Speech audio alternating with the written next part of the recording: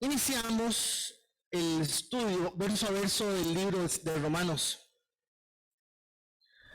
El libro de Romanos es considerada la carta magna de Pablo, la carta por excelencia.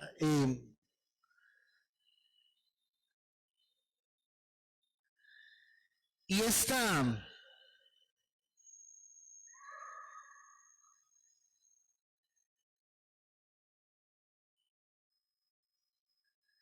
carta tiene algunas particularidades que es importante que usted las entienda. La carta se escribe en el año 58, después de Cristo. Pero del año 45 más o menos, al año 95, son 55 años terribles, pasan un montón de cosas. Entonces Jesús, por ejemplo, resucita en lo que viene a ser el año 33 de nuestra era. Ahora, ¿por qué les estoy contando fechas y cosas?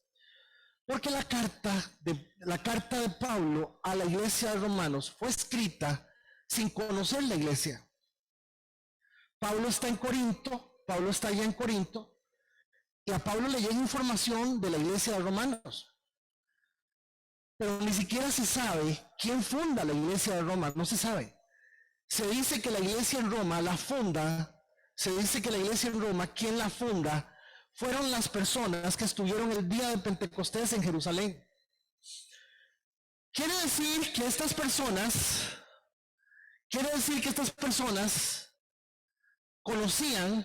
tenían información de las tradiciones judías porque estaban ahí el día de la celebración de la fiesta de los panes, que es lo que se llama el Shavuot, los 50 días.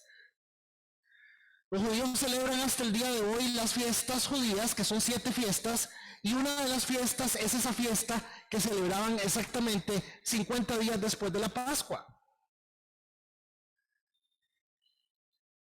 Entonces, una de las cosas que es muy importante que usted entienda es que Pablo estaba muy relacionado con las demás iglesias, pero la iglesia de Romanos no la conocía. Y entonces él está escribiendo a gente cuya información él tiene de ellos es una información que más o menos le da una noción de quiénes son la gente en la iglesia en Roma. Ahora, toda la Biblia, damas y caballeros, está hecha de forma tal de que aquello que sucedió aquel día también tenga un efecto en nuestra formación el día de hoy. ¿Sí me estoy comunicando? Sí.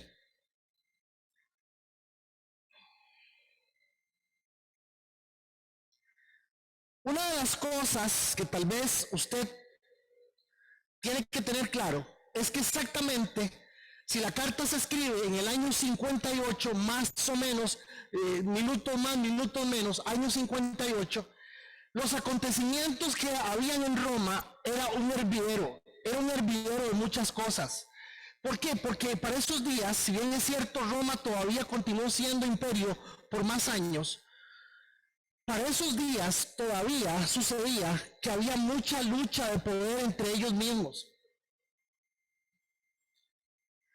De hecho, el emperador que recibe, el emperador que está en el momento en que se habla de la iglesia, es un emperador que había tanto enredo, había tanta alboroto en la ciudad, en Roma, por causa de la iglesia, por causa de las cosas, que el emperador se le ocurre expulsar a los judíos, diciendo, expulsando a los judíos, se acaba el problema con ese tal Cristo.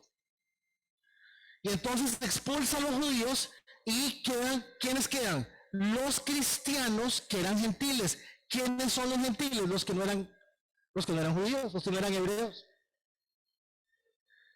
¿Qué pasa, hermanos? ¿Qué sucede? Es muy importante que usted entienda por qué razón Pablo escribe la carta a los romanos. Es muy importante. Y si no se tiene claro la razón, uno va a hacer la conjetura de agarrar la carta y pensar que la forma en que está escrita así, porque simplemente la carta hay que verla en función de nuestra realidad hoy, y la verdad es que sí es eso, por eso lo hace el Espíritu Santo. Pero la verdad, hermanos, amados hermanos, es que todos tenemos que tener claros que definitivamente hay una condición interesante con respecto a la iglesia de Roma. Era una iglesia que estaba desarrollándose de una u otra manera sola. Era una iglesia que tenía claro algunas nociones del judaísmo, algunas cosas. Y era una iglesia clave en el lugar donde estaba. Si en el año 58 se escribe la carta, digamos que la carta llega a Roma en el mismo año, Pablo le pide a una muchacha que se llama Febe que le lleve la carta a Roma, ni siquiera la puede llevar él. Es más, la única vez que finalmente Pablo llega a Roma, llega encarcelado. Entonces la pregunta que todos ustedes y yo tenemos que hacernos es: ¿qué se traía el Espíritu Santo? ¿Qué se traía el Espíritu Santo? Ya avanzamos, empezamos hace unas semanas con el capítulo 1, que es la introducción, y en el capítulo 1 de la introducción vimos cosas importantísimas. Pablo les explica a los hermanos en Roma que es un apóstol, habla de la resurrección de Cristo, pero usted tiene que entender una cosa: los romanos, el imperio romano era algo impresionantemente suntuoso. Hasta el caballo del César era mejor tratado, que las mismas personas. El imperio romano tenía condiciones y cosas que nos afectan hasta el día de hoy. El derecho que se utiliza para legislar hoy es producto exactamente de las leyes romanas. ¿Qué quiero decirle? Que la civilización era una civilización bastante adelantada. Imagínense que hay carreteras, aún en Italia, en Roma, hay carreteras que todavía están y no se les hacen huecos. Y aquí hacen una calle, a los 6 meses hay que rechuncherequearla porque se le hace un hueco y todo lo demás. Bueno, sí, yo vi una foto que decía hecho por los romanos y hecho por los ingenieros, y la de los ingenieros llenas de huecos. Hermanos, se las ingeniaron de una forma impresionante para traer agua de miles y miles de kilómetros por medio de acueductos, y ahí están los acueductos y todavía jalan agua. Claro, quien tuviera agua potable, agua limpia en la casa, era porque era de dinero y había pagado para que le llegara el agua hasta la casa. Pero lo que hacían era que ponían una fuente en el centro de la ciudad y llegaba el agua de esa manera. Hermanos, estamos hablando de una civilización, de una gente que avanzó en tecnología, que avanzó en filosofía, que avanzó en muchas cosas. ¿Por qué? Porque están cumpliendo la profecía del Señor cuando el Señor les dijo: ustedes van a ser el último gobierno del ser humano. Y en la estatua de Daniel, acuérdese de eso, en el libro de Daniel cuenta que él tuvo un sueño, y en el sueño se ve quién es el imperio romano. Es Dios quien permite que ese imperio llegue hasta donde llega. ¿Así me estoy comunicando? Ahora, Pablo le está escribiendo la carta a los romanos, pero Pablo sabe que le está escribiendo desde la perspectiva judía, hermanos. Y cuando él les habla de Jesús, para ellos Jesús es un chavalo muy limpio, hijo de un carpintero. Ni los hermanillos creían en él. El papá parece que se le muere joven. Los amigos lo traicionan. Hace ya 3 años y lo crucifican en una cruz romana. Imagínense que era tan terrible morir en una cruz romana, que la ley romana dice que ningún ciudadano romano podía morir crucificado. Imagínense. Entonces cuando Pablo está hablando de Jesús, métase usted en la cabeza que para ellos es son perros o animales de última categoría.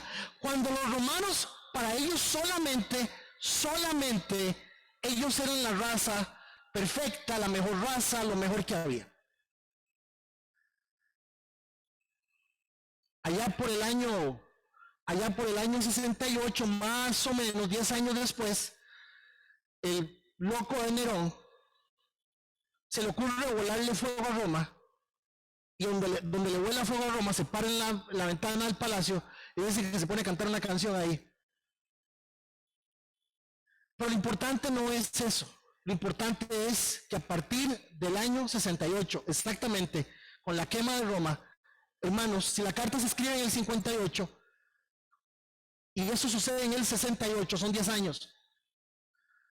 Al quemar Roma, empieza la persecución y la masacre de los cristianos, terrible. Para el año 70, acuérdense, el año 70, Jesús le dijo, Mateo 24, aquí no quedará piedra sobre piedra. Esto va a quedar totalmente derribado. Y ellos estaban impresionados, ¿cómo van a derribar este templo si las piedrotas son enormes? El hijo de Tito Flavio Vespasiano, entra en el año 70, entra en el año 66 por la revuelta que inician. Los judíos seguían peleando y buscando que Dios los apoyara, porque en el Antiguo Testamento dice que Dios nos hacía ganar batallas. Judas Iscariote se creía que era un hombre que estaba completamente metido en la milicia, porque era... Una de las traducciones del apellido Iscariote o el nombre Iscariote es que el hombre era un sicario. Y él esperó que Jesús fuera el primer revolucionario que se iba a levantar en contra del Imperio Romano. El hijo de Tito Flavio Vespasiano, entra a Jerusalén y entra al templo, y Tito le dice, no toquen el templo, no lo toquen. Pero los soldados romanos vieron el oro del templo, agarraron y desarmaron el templo, le quitaron todas las piedras y desapareció el templo. Y como les dije hace 15 días, adivinen dónde están el oro y las joyas del templo de Jerusalén. Estamos hablando que eso fue en el 70, en el año 71 se empieza a construir el Coliseo Romano, y adivinen dónde sacó la plata, dónde sacaron la plata para el Coliseo. Hermanos, esta desgracia que les estoy contando es la desgracia del pueblo de Israel por haberse alejado de Dios. Es la desgracia que sufre un pueblo cuando el pueblo, la gente, deja a Dios botado. Dios les dijo, Jerusalén va a ser asolada. Eso fue 71, Yelis me ayudaron más en el año 74, años después, los judíos se levanta un judío como loco y dice, vamos a tomar, y había uno de los 30 años antes de Cristo, uno de los emperadores había hecho una fortaleza, una casa de campo, según él, allá en el desierto, le metió 400 metros, la levantó sobre el asunto, en una montaña, hizo la fortaleza de Masada. Los judíos revoltosos se fueron y tomaron la fortaleza y se atrincheraron ahí 2 años. Imagínense, hermano. Por todo lado era un hervidero. Estamos hablando de un momento histórico donde se tiene que darse cuenta de que la carta no solamente es una carta para la iglesia de Roma, es para una iglesia como la nuestra, donde a cualquier cosa le dicen iglesia. La gente la tira en el suelo, la gente escupe. Si usted no diezma, dice que va para el infierno. Hoy la plata y el ridículo es lo que abunda en muchos lugares, y le dicen a la gente que es una iglesia.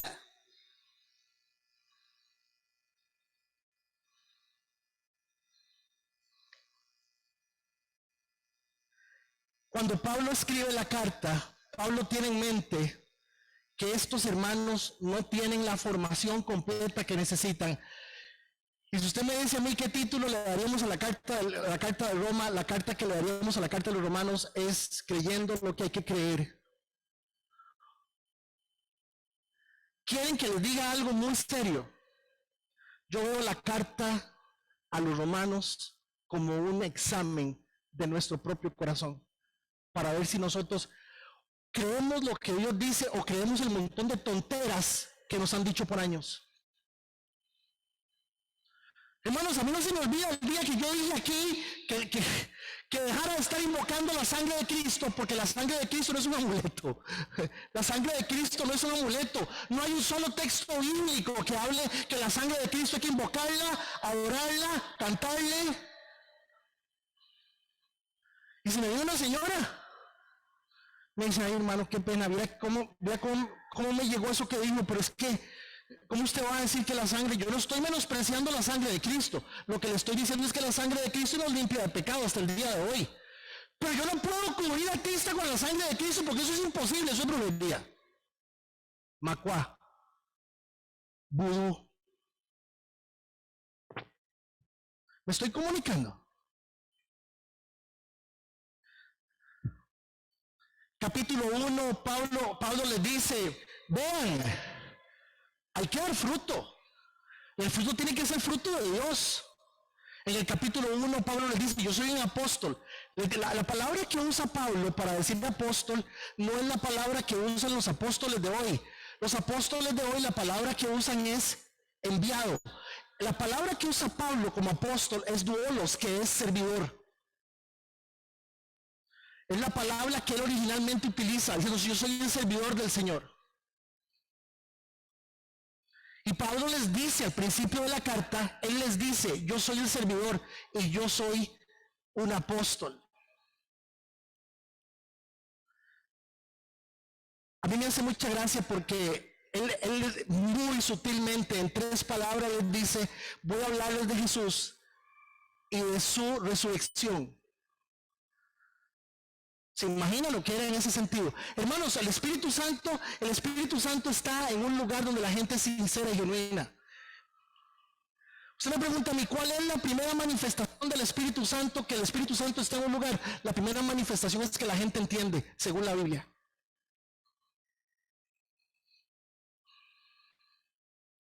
No, pero es que no siente el poder. Perdóneme, el Espíritu Santo no necesita hacer que usted sienta nada para que usted empiece a creer. Estamos hablando de la fe y con la fe usted no necesita sentir nada, si no es fe. Llegamos al verso 16. Y exactamente en el verso 16, Pablo entra con los tacos de frente.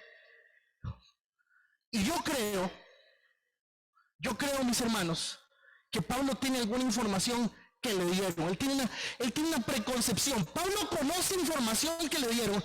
Y Pablo les dice, yo no me avergüenzo del Evangelio, porque es poder de Dios para salvación a todo el que cree, primero al judío y también al griego. Pero noten que no dice, noten que si le está escribiendo la carta a los romanos, ¿qué sería lo lógico? Que la que él dijera, primero al judío, luego al romano y al griego. Lo que pasa es que la lengua que se está utilizando, al igual que el inglés, era griego. Por eso es que él dice griego. Porque lo que tuvo que haber dicho ahí es a los romanos, o a los latinos, al griego y a los judíos. ¿Vamos bien? Aquí está, hermanos, el versículo 16 y el versículo 17 nos van a introducir en toda la carta. Pero le vuelvo yo a preguntar a usted esta mañana, ¿qué es lo que usted cree? ¿Usted cree lo que le han dicho aquí un hombre que se ha parado aquí adelante y le ha dicho que lo que está hablando es de la Biblia? ¿O realmente usted hizo como los hermanos de Berea que cogió la Biblia y dice, eso que está diciendo es paja?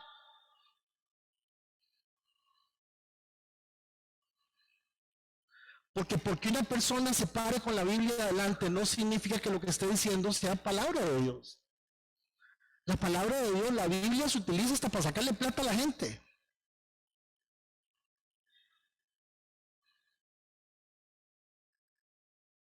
Este texto, el verso 16, lo vamos a separar en 2 partes. Porque la primera afirmación no la podemos dejar pasar así nomás. No me avergüenzo del Evangelio, porque es poder de Dios para salvación. Porque no me avergüenzo del Evangelio. Esta es la primera parte que vamos a empezar a trabajar. ¿Por qué Pablo dice que él no se avergüenza del Evangelio?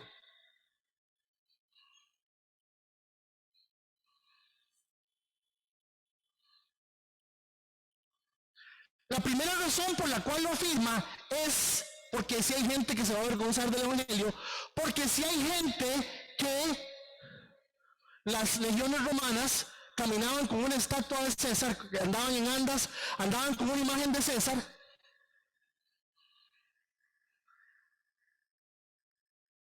y llegaban a alguna parte, llegaban al parque. Entonces a todo el que pasaba le decían, venga y adore a César. Entonces la persona llegaba, le ponía un poco de incienso ahí, le ponía incienso y decía, oh, salve César, y toda la cosa. Y seguro pasaba más de un hermanitico y le decían, venga, adore a César, y pasaba, oh, salve César, y va jalando, no importa, por ejemplo lo matan a uno. ¿Me entienden? Hay gente que simplemente lo tomaba a la ligera.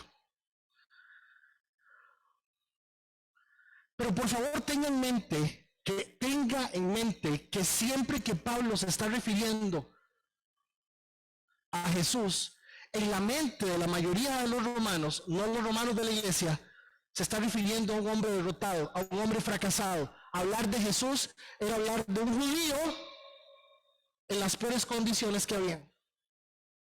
Ahora, lógicamente, Federico, la afirmación de Pablo nos está diciendo, ahí no hay nada que decirle. Usted no necesita venir a la iglesia para que usted le diga que algunos de ustedes son de la secreta. Nadie sabe que son cristianos. ¿Me entiende?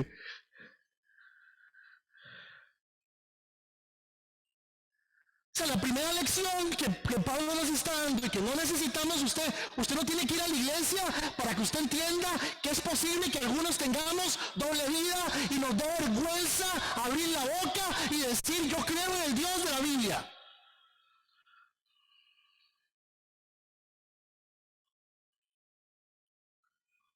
Cuando yo tenía,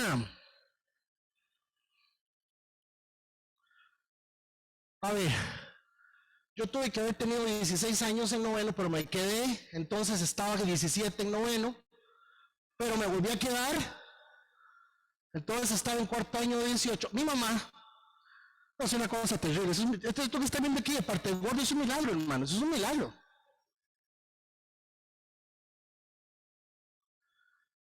Cuando yo nací, mi mamá tenía 41 años. Quiere decir que mi mamá, cuando yo tenía 17 o 18 años, mi mamá ya era una mujer anciana. Y mi mamá le cuadraba trabajar. Era buena para trabajar. Era enfermera. Mi mamá se pensionó. Yo creo que mi mamá, la señora, va a ir pensiones. ¿Y ya qué viene a hacer? Ya lleva 500 años aquí. Mi mamá le iba a pasar lo mismo que doña Inés Sánchez y que Chabelo. ¿Usted me entiende? Esa era mi mamá. Pero, a ver, hermanos, vuélvanme a ver. O sea, somos hermanos, somos familia. Escúcheme lo que le voy a decir. A mí me da pena que yo veía a las mamás de mis compañeros y eran carajillas. Yo voy a la escuela, al colegio de Ignacio, y las mamás de los compañeros de Ignacio podían ser hijas mías.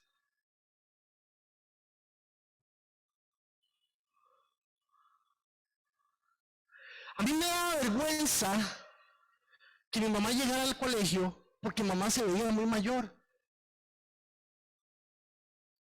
Entonces si había reunión, yo sudaba, pregúntenme por qué.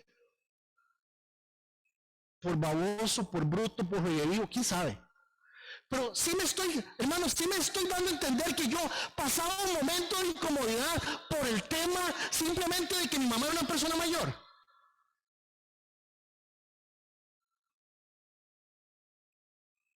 Y mi mamá se venía en uniforme del trabajo.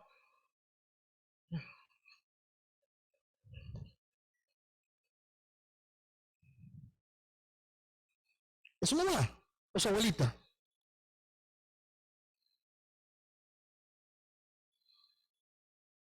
Yo no sé las razones.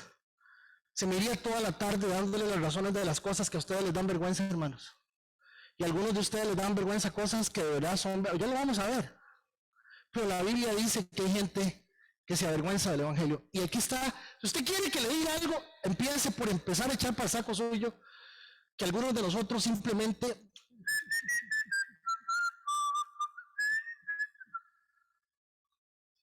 claro, cuando, cuando el Espíritu Santo nos está hablando de esta manera, que no me avergüenzo del Evangelio, la palabra vergüenza tiene que ver con algo que se asocia con la siguiente palabra. Porque la mayoría de nosotros no sabe qué es el Evangelio.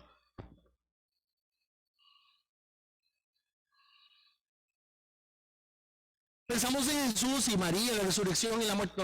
No sabemos qué es.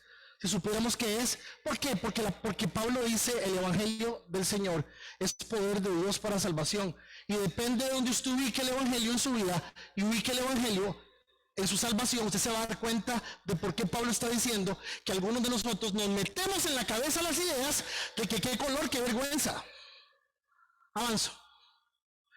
¿Cuáles son las cosas que nos podrían causar vergüenza? Yo creo que este no es. A ver, ¿qué es lo que le causa a usted vergüenza? Miren, hermanos, hay cosas que legítimamente son vergonzosas.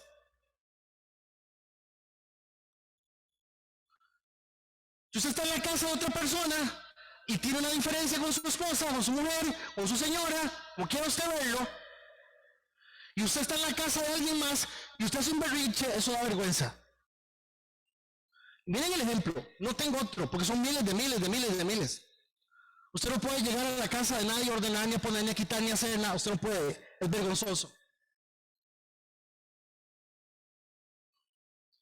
Miles cosas nos dan vergüenza. Hay cosas que de verdad son vergonzosas por nuestra forma de ver las cosas. Pero también, por favor, note que estoy diciendo, nos podría avergonzar algo que la mayoría piense que es de otra manera.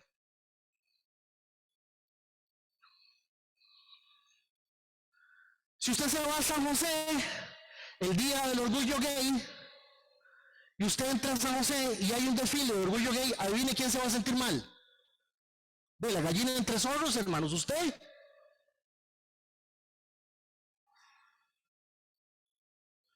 Porque si bien es cierto, yo no soy la mayoría, el desfile sí lo son.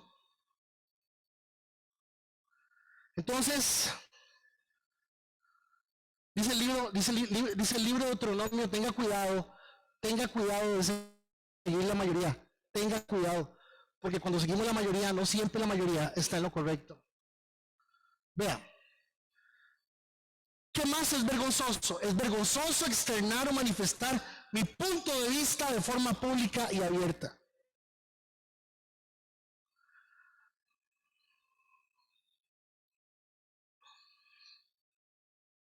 Vean, a ver, damas y caballeros, a nosotros los evangélicos, como decía un señor, a nosotros los evangélicos nos dijeron que nosotros tenemos que predicarle el evangelio a la gente mala. Y es cierto. Porque si no se les predica el evangelio a la gente mala, no estaríamos los malos hoy aquí sentados. ¿Me voy a entender? Pero hay un problema. El evangelio no es solamente para la gente mala.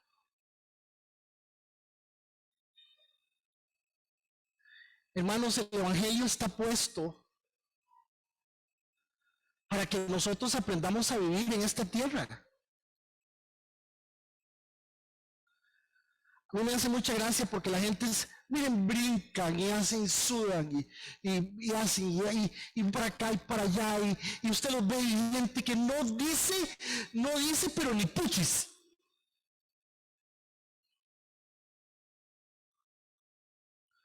Pero usted habla con ellos 5 minutos y se dan cuenta del montón de complejos, de inseguridades, temores, dudas, rencores. 5 minutos. Y a mí me parece que alguien ha entendido mal el asunto. Una pregunta. La psicología tiene 200 años, dándole la ventaja a la psicología. La Biblia tiene casi 4000 años. ¿Cómo hacía la gente de antes sin psicólogos y sin psiquiatras? ¿Saben qué es lo que pasa? Que hubo y hay una generación de personas que solo creen las cosas de Dios y son suficientes. Y ojalá usted me esté entendiendo. Porque algunos de ustedes, aun cuando lo que creen son cosas que parecen de Dios, igual que Eva, lo expliqué hace 8 días, ¿qué le dijo? No hay paraíso sin culebra, ¿cierto? ¿Qué le dijo la culebra a la mujer? Le dice, ¿qué estás viendo? Y le dice, que el jocote es riquísimo. Y dice el texto que ella dijo, y bueno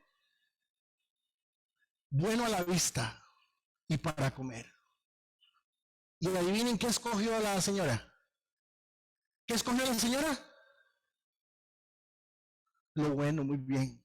No lo de Dios, lo bueno. Y adivinen de qué estamos yendo nosotros los evangélicos. De cosas buenas, no de la palabra. ¿Por qué? Porque nos da vergüenza, no tenemos nada que decir. Me trae la gente a mí, llega el pastor y no ayuda. ¿Cómo no ayuda? ¿Usted para qué está en esta tierra? Usted sabe que Dios lo dejó usted aquí en la tierra. Después de que usted reconoció al Señor, lo dejó a usted aquí en esta tierra para servirle a Él.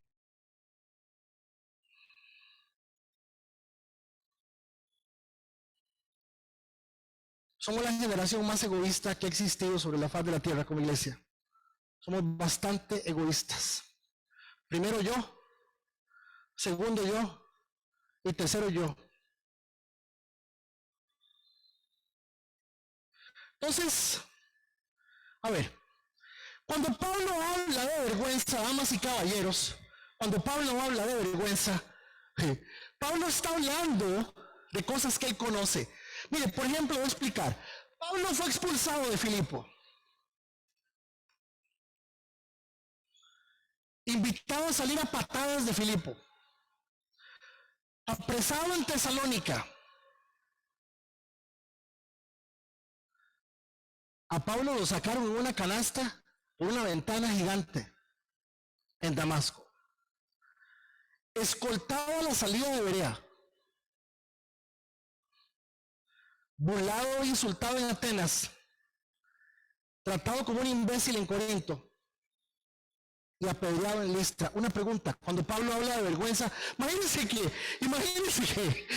si Freddy me dice a mí, si yo le empecé a hablar a un muchacho y él me dijo que me callara porque yo estaba hablando paja,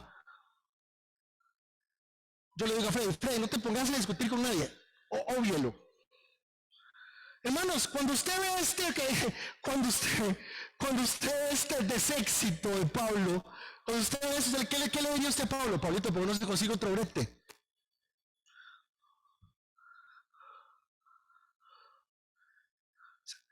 Amigos y amigas, ¿qué era lo que Pablo creía y decía que le pasaba a esto? Miren, nosotros, es más peligroso un ataque caspa que nosotros, ¿usted me entiende?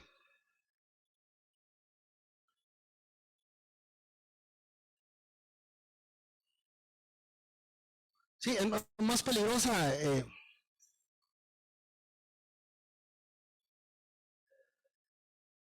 Sí.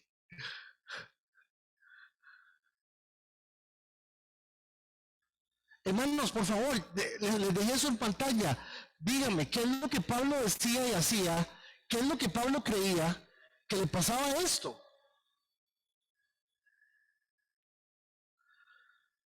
Muchachos, muchachas, no solamente Pablo no se avergonzaba de esto, es que yo creo que Pablo entendió otra cosa, o Pablo entendió lo que había que entender. Pablo estaba claro que cuando él hablaba de parte de Dios, y cuando él decía que yo hablo del Evangelio del Señor, él entendía que lo que él hablaba no venía de la filosofía humana, él hablaba y decía lo que Dios había puesto en su corazón.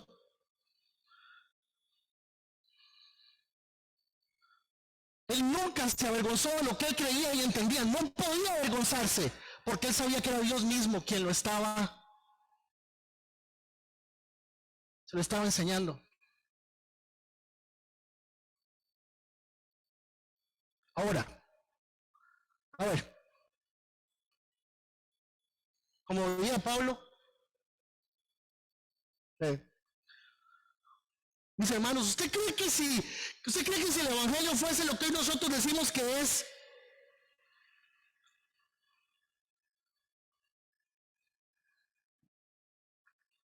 imagínense que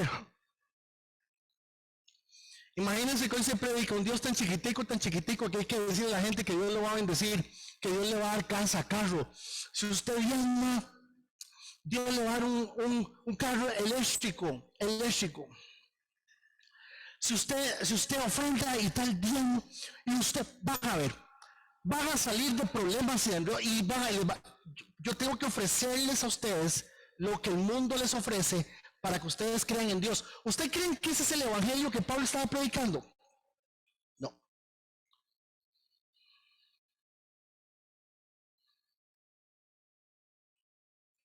Es que usted está diciendo que Dios quiere que vivamos mal. Yo no estoy diciendo eso. Dios está tratando con su corazón. Y si por vivir bien su corazón está envenenado, vas a vivir mal. ¿Cuál es el problema?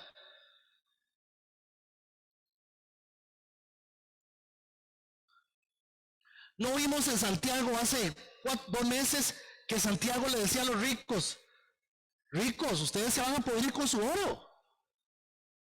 ¿Por qué, hermanos? Porque hay personas pobres y cochinas y hay gente con plata y cochina. Es el corazón.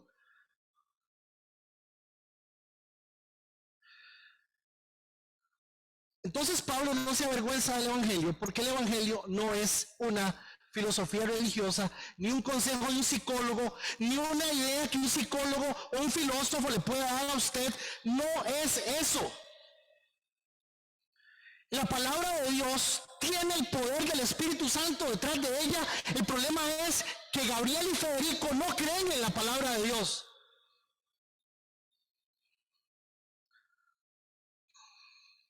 Si a mí me lo dice la gente cada rato, me dice: hábleme como psicólogo. Yo ya eso de la Biblia me lo sé. Yo, el toque. Eso como me dice, yo eso de la Biblia me lo sé.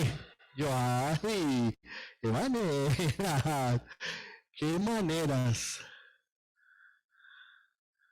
No sabe ni cuántos libros tiene la Biblia, si son 28, 26 o 66 o 64, 60. ¿No sabe? A ver, Pablo dice que no se avergüenza. Hay 2 razones claves que esta mañana tenemos que entender con el tema de no avergonzarnos.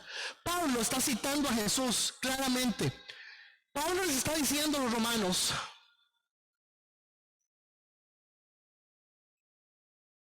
yo no tengo problema con ir a Roma, yo no me avergüenzo de Cristo.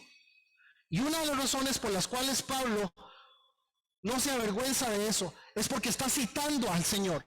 Lucas 9:26 dijo: si alguien se avergüenza de mí, si alguien se avergüenza de mí, mis palabras, el Hijo del Hombre se avergonzará de él cuando venga en su gloria y en la gloria del Padre y de los santos ángeles.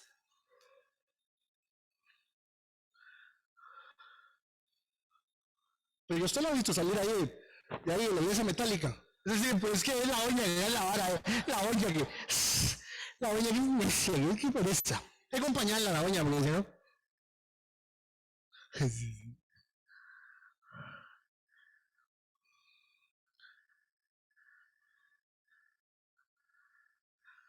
Muchos de nosotros somos simpatizantes, no somos salvos, somos simpatizantes.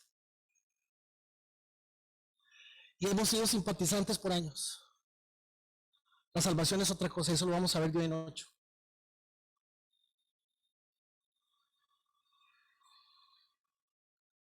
Cuando una persona es salva, no solamente va a tratar de portarse bien de una u otra manera. Cuando una persona es salva, su corazón le pertenece a Dios por encima de cualquier cosa. Jesús dijo: si alguien se avergüenza de mí y de mis palabras, es porque Jesús sabía que había gente que se iba a avergonzar. Que algunos de nosotros, vuélvame a ver, tenemos 2 caras: el mae y el hermano.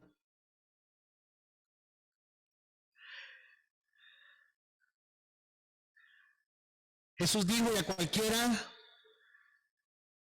que me niegue delante de los hombres, yo también le negaré delante de mi Padre que está en los cielos. Esto es contundente.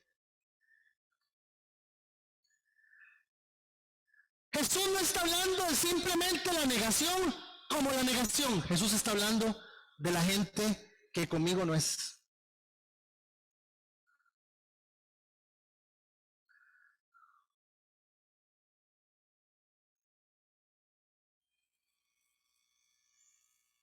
Pablo está hablando, recordando lo que Jesús dijo. Pablo conocía estas palabras, no por boca de Jesús, porque la palabra misma dice que el mismo Jesús fue quien le enseñó a Pablo el Evangelio.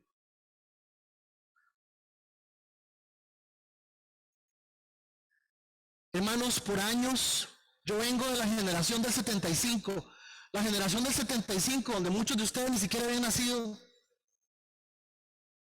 Era pecado todo, era malo todo, todo era malo. Uno tenía que saber hablar, saber decir las cosas. Hoy somos un poquito más liberales y tenemos otro montón de cosas. La generación del 75, 80, 90, ahí está Ivette. Ivette cuenta que eran 3 hermanas, y todas con manga larga y en agua larga y pelo largo, y aquellos calores de los 11,000 diablos. Hermanos, había iglesias evangélicas donde se le prohibía a los hermanos usar desodorante, porque la Biblia dice que somos olor grato al Señor. ¿Puede usted creer la clase de hediondez de iglesia?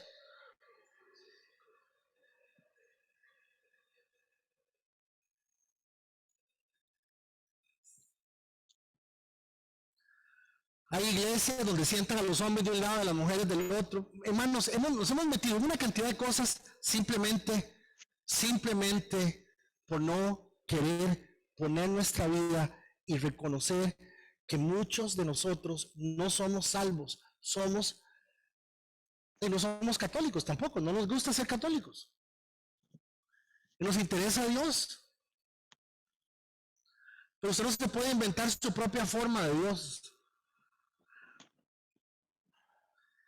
Pablo le habla a Timoteo y le dice, cito Pablo, es que a mí me hace mucha gracia cuando yo digo, ahí está una promoción de un apóstol que viene para Costa Rica y el hombre está hablando, que vean a Pablo diciéndole a Timoteo, segunda Timoteo 1:8, así que no te avergüences de dar testimonio de nuestro Señor, ni tampoco de mí, que por su causa estoy preso. Como un apóstol del Señor, lleno del Espíritu Santo, era un hombre derrotado en desgracia, preso. No se sabe. Una de las razones por las cuales Pablo y los apóstoles sentaron presos a la cárcel era porque Dios quería salvar hasta la gente de la cárcel. Al contrario, tú también con el poder de Dios debes, a ver conmigo en voz alta todos por favor, al contrario, no, al contrario, tú también con el poder de Dios, duro, debes soportar sufrimientos por el Evangelio.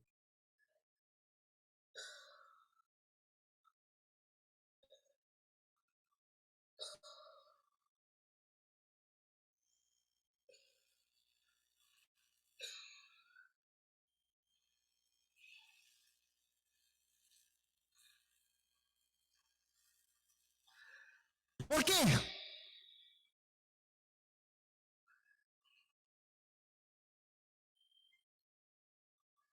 No estén de acuerdo con lo que estoy a punto de decirles, váyanse pensando. Algunos de ustedes son salvos para llegar al cielo, pero aquí la salvación no la han entendido.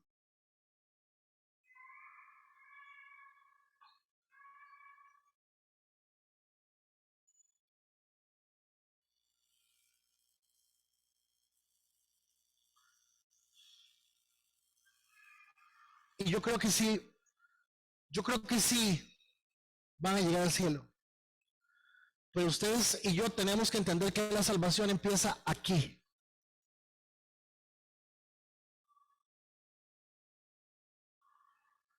Porque el poder de Dios para salvación a todo aquel que cree es poder de Dios para salvación a todo aquel que cree es poder de Dios para salvación. Vamos a ver la segunda parte del versículo la otra semana si Dios quiere.